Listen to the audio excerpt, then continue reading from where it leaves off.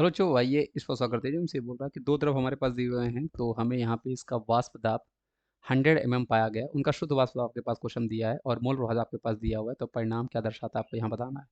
बच्चों देखो, बच्चों थोड़ा सा क्वेश्चंस आपको खुद से सॉल्व करने की प्रैक्टिस करनी पड़ेगी, और जो टॉपिक जैसे आपके नहीं हुआ हो और अगर आपको देखने से ऐसा लगता है कि वो टॉपिक आपका है डीपीपी में, तो आप उसको मत ट्राई करना। जब वो टॉपिक हो जाए उसके बाद ट्राई करना। कभी कभी बैच में थोड़ा सा स्लो चलना पड़ता है, क्योंकि बच्चों को समझ में नहीं आ रहा होता, उसके कारण टॉपिक आगे पीछे हो जाता है। तो ये मेरी आपसे रिक्वेस्ट है, बहुत ज़्यादा आप पैनिक मत हुआ करो। आप टॉपिक के खत्म होने का वेट किया करो, उसके बाद उसको ट्राई कर लिया करो। आउट ऑफ सिलेबस कुछ भी नहीं रहता बच्चों, है ना। जैसे ये वाला क्वेश्चन बच्चों, अगर आप लोगों ने, आपको देखते से लग रहा है कि अगर हाँ हमने ये टॉपिक क्लास में हो रखा है, तो उसके बाद ही आप इसको ट्राई करना। नहीं कर रखा है तो आप जब टॉपिक हो जाएगा उसके बाद आप उसको ट्राई कर सकते हो। तो यहाँ पे हमारे पास दो द्रव का शुद्ध वाष्प दाब आपके पास दिया है और वाष्प उसका 100 mm है।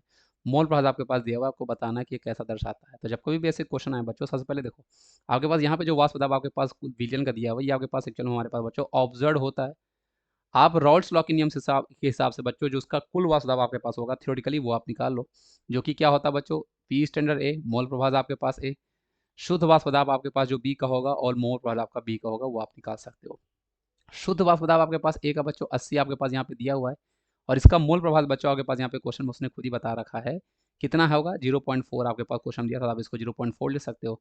शुद्ध वाष्प दाब आपके पास बी का बच्चों 120 दिया हुआ है, और इसका मोल प्रभाव कितना होगा, देखो बच्चों दो ही आपके पास घटक हैं हमारे पास, बाइनरी सॉल्यूशन हमारे सिलेबस में है, तो दोनों का मिला के बच्चों मोल प्रभाव हमेशा बच्चों आपके पास एक होना चाहिए। तो अगर ये 0.4 है तो ये आपके पास 0.6 ही होगा, तो ये आपके पास 0.6 है। आप कैलकुलेशन को आसान करने के लिए बच्चों आप इसको सीधा सीधा 80 इंटू 4/10 इसको आप इसको बोल सकते हो, और इसको आप बच्चों 120 इंटू आप इसको यहाँ पे बच्चों 6/10 बोल सकते हो। ये कैंसिल हो जाता, तो 12 से होता है, ये कैंसिल आपके पास होता है 8, तो ये आपके पास 32 हो जाता है बच्चों, और ये आपके पास 72 हो जाता है। दोनों को सॉल्व करने पे बच्चों आपके पास 104 ऑफ एनर्जी आता है। मतलब क्वेश्चन बच्चों आपके पास जो पीटी हमारे पास बच्चों थ्योरेटिकली है, वो ज़्यादा आया हुआ है पी ऑब्जर्व से। यहाँ से मुझे ये समझ में आता है कि बच्चों कि आपके पास वेपर प्रेशर में ड्रॉप हो गया। अगर इसका मैं डायग्राम बनाने की कोशिश करता बच्चों, तो अगर कुल वाष्प दाब आपके पास हमारे पास ये है थ्योरेटिकली वाला, तो ऑब्जर्व बच्चों आपके पास कम हुआ है, मतलब वो नीचे से गया होगा।